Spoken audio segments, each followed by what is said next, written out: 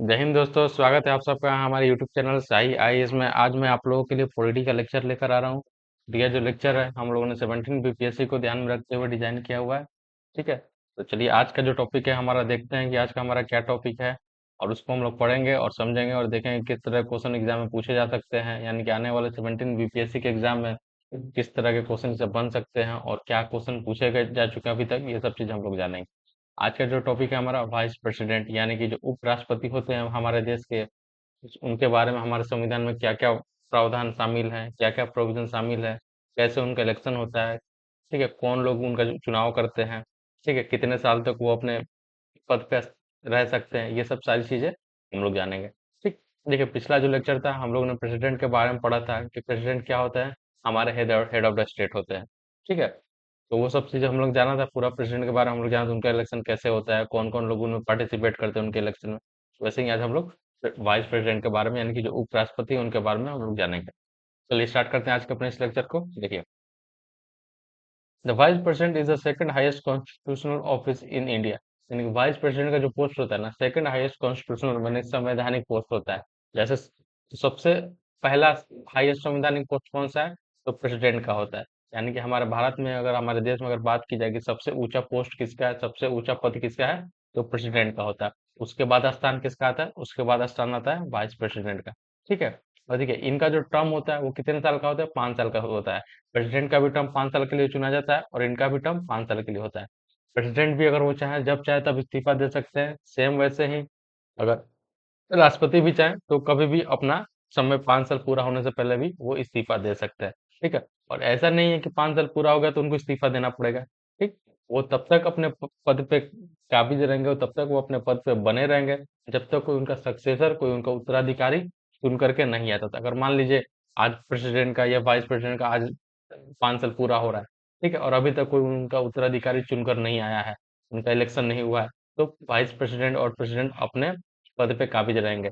जैसे ही उनका नया उत्तराधिकारी चुनकर आएगा, वाइस प्रेसिडेंट या प्रेसिडेंट अपने पद से इस्तीफा दे सकते हैं। ठीक है, देखिए 5 साल का होता है, but can continue to be in office irrespective of the expiry of term until the successor assume office. यानी कि उनका टर्म एक्सपायर हो जा रहा है उसके बावजूद भी वो अपने पद पे बने रहेंगे जब तक कोई उनका जो उत्तराधिकारी है वो ऑफिस में नहीं आ जाता है। ठीक है, देखिए the vice president may resign his office by submitting his resignation to the president of India. देखिए ऊपर पिछले लेक्चर में हम लोग ने देखा था, जो प्रेसिडेंट होते हैं वो अपना रेजिग्नेशन लेटर यानी कि अपना त्याग पत्र किसे सौंपते थे, वो वाइस प्रेसिडेंट को सौंपते थे।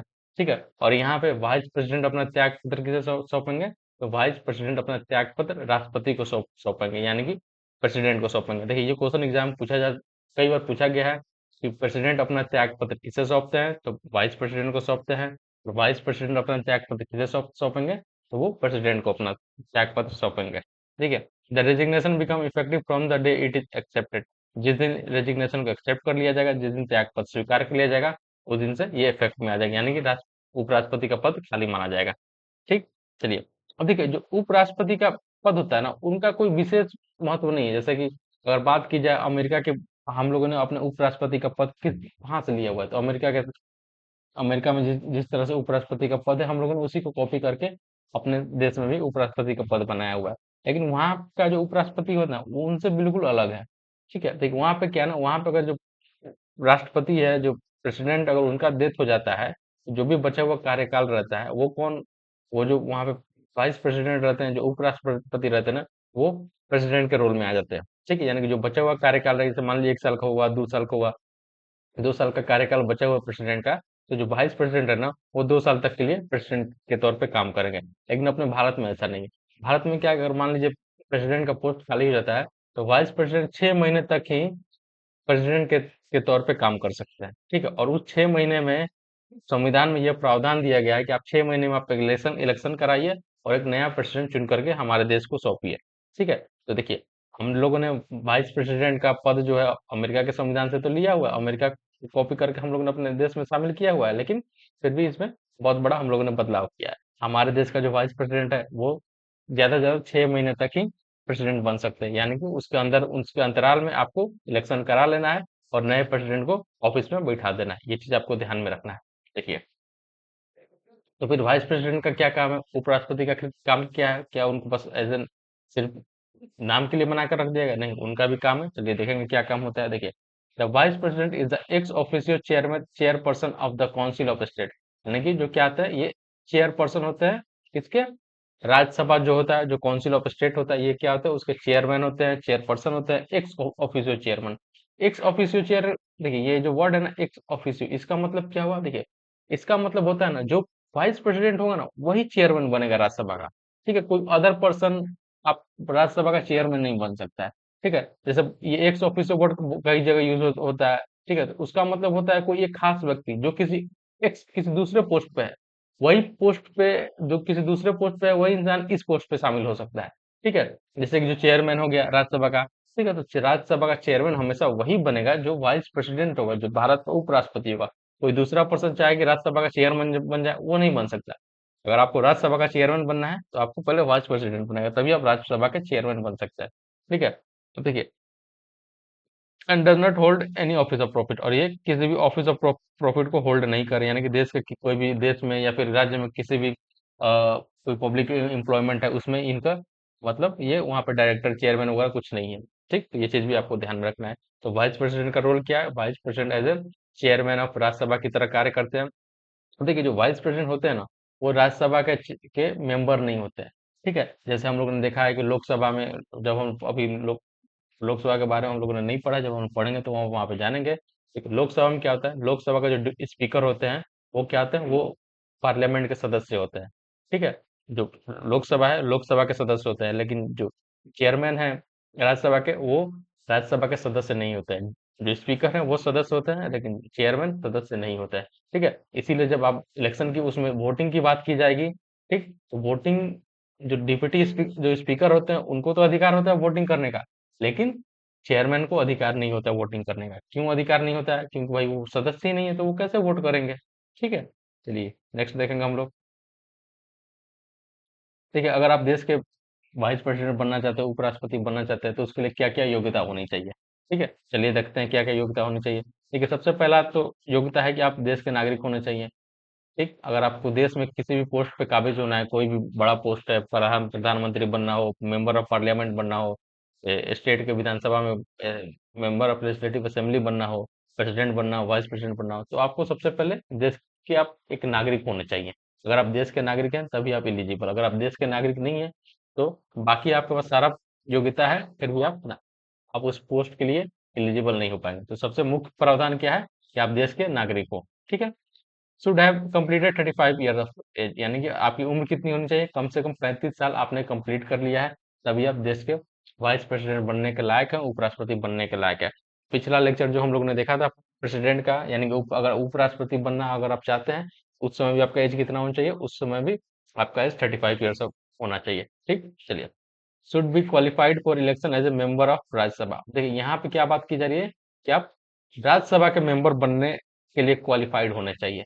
हमने प्रेसिडेंट की बात की थी, तो प्रेसिडेंट के लिए क्या बात किया गया था? प्रेसिडेंट के लिए लोकसभा के लिए बात की गई थी। यानी कि अगर आप लोकसभा के मेंबर बनने के एलिजिबल हैं, तो आप प्रेसिडेंट बन सकते हैं। और यहाँ पे अगर आपको वाइस प्रेसिडेंट बनना है, तो आप राज्यसभा के मेंबर बनने के लिए एलिजिबल होने चाहिए।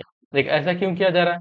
क्योंकि जो वाइस प्रेसिडेंट होता है, उसको क्या कार्य संभालना रहता है? उसको जो राज्यसभा है, उसका मुख्य कार्य है राज्यसभा का चेयरमैन बनना। ठीक है, राज्यसभा की कार्रवाई का देख रेख करना, कार्रवाई अच्छे से चल रही है कि नहीं करनी, ये सब चीजें मैनेज करना। इसलिए यहाँ पे जो ये योग्यता रखा गया है कि आप राज्यसभा के मेंबर बनने के लायक होने चाहिए, तभी आप वाइस प्रेसिडेंट के चुनाव लड़ सकते हैं। ठीक है, should not hold any office of profit under the union government और एनी स्टेट गवर्नमेंट और एनी लोकल अथॉरिटी और एनी पब्लिक अथॉरिटी। यानी कि कोई ऑफिस ऑफ प्रॉफिट से आप होल्ड नहीं करने चाहिए। यानी कोई सरकारी कोई पोस्ट है, उस पर आप काबिज नहीं होने चाहिए, चाहे वो राज्य सरकार हो, केंद्र सरकार हो, या फिर कोई भी पब्लिक अथॉरिटी हो गया, वहां पे आप नहीं होने चाहिए। ठीक है, तो ये सब योग्यता हो गया। ठीक है, चलिए हम देखेंगे कि इनका चुनाव कैसे होता है। देखिए, जो प्रेसिडेंट का चुनाव होता है और जो राष्ट्रपति का चुनाव होता है, वो दोनों कैसे होता है? Proportional representation. ठीक है, प्रोपोर्शनल रिप्रेजेंटेशन के द्वारा होता है। ठीक है, सिंगल ट्रांसफरेबल वोटिंग सिस्टम के द्वारा। ठीक, इसका मतलब क्या होता है? इसका मतलब हम लोग जानेंगे। चलिए देखिए, इलेक्टोरल कॉलेज। अब देखिए, जो प्रेसिडेंट का हम लोग ने देखा था, प्रेसिडेंट का जो चुनाव होता है, उसमें जो देश के नागरिक हैं, वो लोग डायरेक्ट वोटिंग नहीं करते हैं। ठीक, तो फिर कौन चुनाव करता है प्रेसिडेंट का? ठीक है, जब जो जो प्रक्रिया हम लोग प्रेसिडेंट के चुनाव में अपनाते हैं, वही प्रक्रिया हम लोग वाइस प्रेसिडेंट के भी चुनाव में आते हैं। वाइस प्रेसिडेंट के भी चुनाव के लिए जो देश के नागरिक हैं, वो डायरेक्ट वोटिंग नहीं करते हैं। वो देश के नागरिक पहले कुछ मेंबर का चुनाव करते हैं, अब उनके द्वारा जो प्रतिनिधि चुने जाते हैं, जैसे जो पार्लियामेंट हो गया, लोकसभा हो गया, राज्यसभा हो गया, ठीक है, जो विधानसभा हो गया, ठीक है, ये लोग मिल करके प्रेसिडेंट का चुनाव करते हैं। वैसे ही जो वाइस प्रेसिडेंट है, उनके लिए भी कुछ इलेक्टोरल कॉलेज बनाया जाता है, जिसमें जो देश के लोगों के द्वारा जो चुने हुए प्रतिनिधि होते हैं, वो मिल करके चुनाव करते हैं। चलिए देखते हैं क्या इलेक्टोरल कॉलेज है वाइस प्रेसिडेंट के लिए, और क्या डिफरेंस है प्रेसिडेंट का और वाइस प्रेसिडेंट का इलेक्टोरल कॉलेज में। देखिए, आर्टिकल 66 कहता है कि the vice president is elected by A member of electoral college, यानी कि जो आर्टिकल 66 में ये वाइस प्रेसिडेंट के इलेक्शन के बारे में वर्णन किया गया, उनका चुनाव कैसे होगा। ये उसके लिए क्या एक इलेक्टोरल कॉलेज का निर्माण करना पड़ेगा, और उस इलेक्टोरल कॉलेज में कौन कौन शामिल होंगे। इलेक्टेड मेंबर ऑफ राज्यसभा, यानी कि जो राज्यसभा के जो इलेक्टेड मेंबर है वो शामिल होंगे, ठीक है। नॉमिनेटेड मेंबर ऑफ राज्यसभा, जो राज्यसभा के नॉमिनेटेड मेंबर है वो भी शामिल होंगे, ठीक है। और इलेक्टेड मेंबर ऑफ लोकसभा, और जो लोकसभा के इलेक्टेड मेंबर है वो भी शामिल होंगे, ठीक है।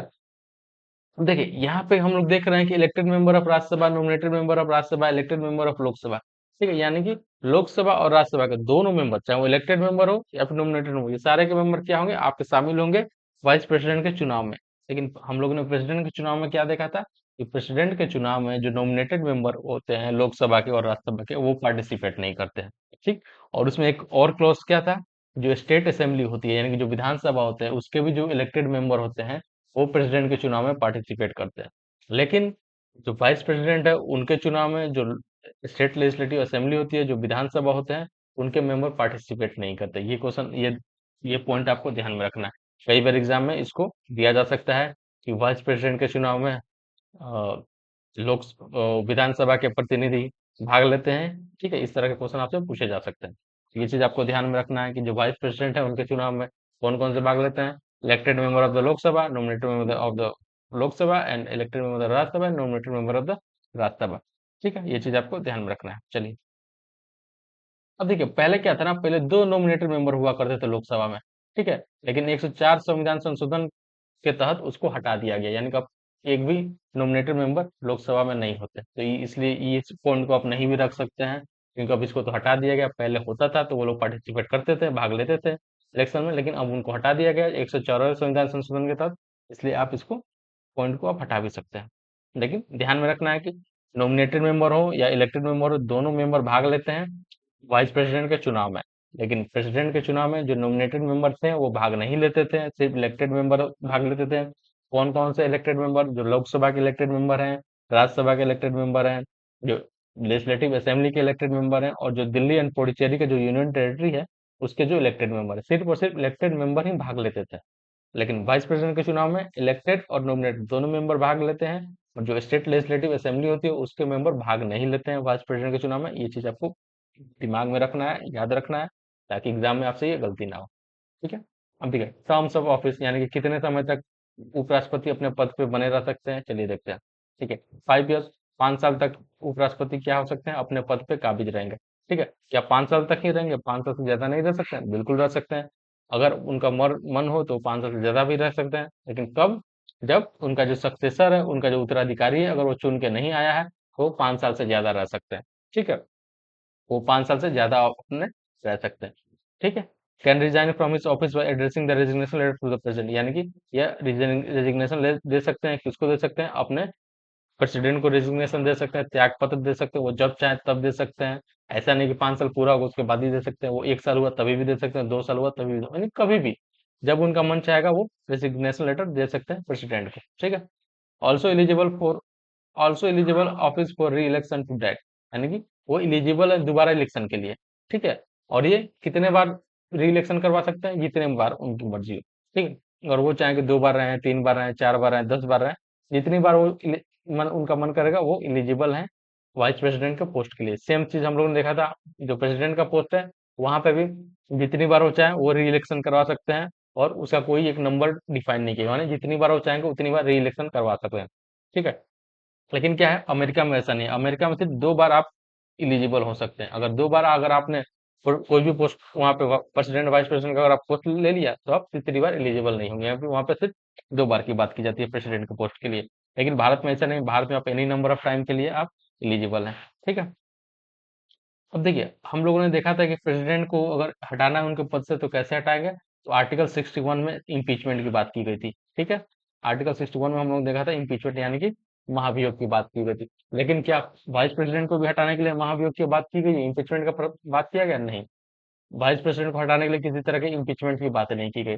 उनको अब साधारण एक रेजोल्यूशन पास करके राज्यसभा के द्वारा उनको हटाया जा सकता है। चलिए देखेंगे। देखिए, the vice president can be remove from office by A resolution of the council of state, यानी कि राज्यसभा के द्वारा एक रेजोल्यूशन पास करके उनको हटाया जा सकता है। By majority of its member at that time agreed by the house of the people.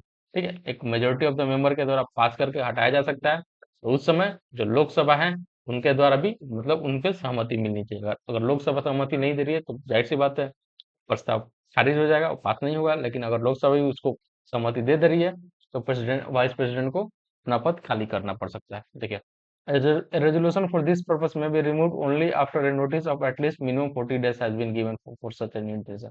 अब ये रेजोल्यूशन कब सदन में रखा जाएगा?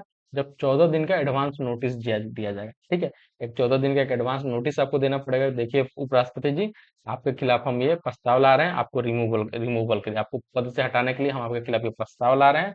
ठीक है, आप अपना देख लीजिए, आप ये काम किए हैं उस हिसाब से आप अपना देख लीजिए आप कि क्या है। अगर आप अपना अच्छे से पक्ष रख पाएंगे तो हो सकता है कि आप बच जाएं, नहीं तो आपको हटना पड़ेगा। ठीक। तो ये ध्यान में रखना आपको कि 14 दिन का एडवांस नोटिस आपको देना पड़ेगा, तभी आप वाइस प्रेसिडेंट को आप रिमूव कर सकते हैं। अगर 14 दिन का एडवांस नोटिस आप नहीं दे रहे हैं तो वो प्रस्ताव सदन में पेश नहीं होगा। ठीक है।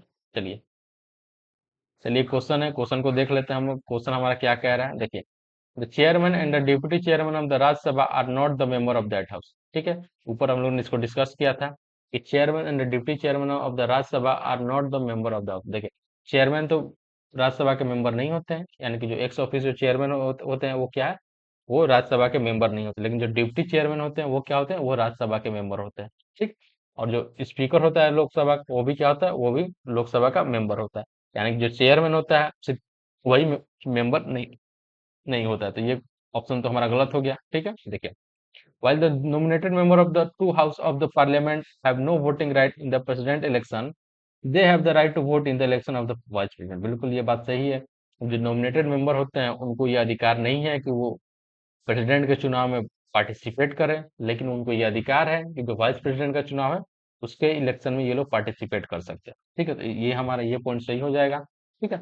अब देखिए यहाँ पे क्या कह रहा है ये, they have right to vote in the election of the vice president, यानी कि ये दोनों हाउस की बात की जाए। ठीक है, अब देखिए दोनों हाउस, लोकसभा में तो जो दो नॉमिनेटेड मेंबर होते थे एंग्लो इंडियन के, उनको तो हटा दिया गया है। ठीक है, तो अब यहाँ पे उस हिसाब से ये आपका क्वेश्चन गलत भी हो सकता है। लेकिन ये क्वेश्चन जब पूछा गया था उस समय जो एंग्लो इंडियन का प्रावधान था वो संविधान में शामिल था। ठीक है, तो उस हिसाब से इसका ये आपका पॉइंट सही हो जाएगा।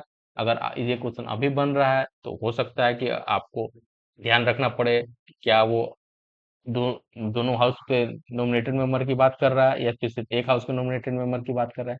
क्योंकि जो नॉमिनेटेड मेंबर का जो प्रावधान था लोकसभा में एंग्लो इंडियन का, उसको अब खत्म कर दिया गया है। यानी कि अब लोकसभा में एक भी नॉमिनेटेड मेंबर नहीं है। ये चीज आपको ध्यान में रखना है।